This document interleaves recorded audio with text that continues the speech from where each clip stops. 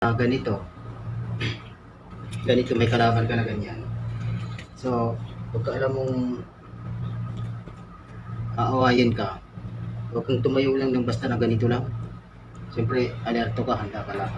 So ang position is naka fighting position, normal stance lang, diba? Side lang, huwag lang ganito, dapat alerto ka. Naka fighting position, ready ka dapat sa mga simpleng suntok lang. Diba? Dapat ready ka sa ganitong pagsuntok. Naka-side ka, fighting position, then naka-on guard.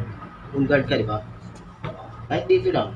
Halimbawa, sumuntok yan, okay, pare. O, diba? Pare, blocking. Pwede mo elbows, diba? Elbow. Yan, diba? Yan. O. Break. Elbow, diba? Ayan o, boom!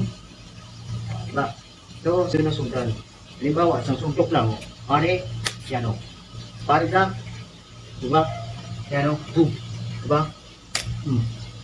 Diretso dyan. Pwede mo pa tirahin dyan o. So, ayan. Diba? Okay, isa pa. Ready? Boom! Boom! Boom! Boom! Boom! Boom! Yan o. Tira dito. So, pagka ito naman umistip, mag-step forward ka rin. Step ka. Okay, ready?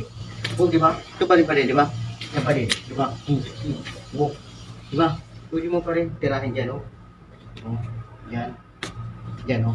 Tira dito. So, kailangan lang is mabantayan natin yung blocking. Number 1 technique is kailangan alerto ka sa pag-block. Bawa, okay. Oh, diba? Okay, bro. Boom! Boom! Dito. Yan, pwede dito. Oh, dito. Diba? Right. Ano? Technique. Simpleng ano lang, empty hand. Ano lang. Diba? So, ako, magandang ano, blocking, pare block, diba? Yan, pare block, yan lang. Diba? Boom! Strike. Yan o. Boom!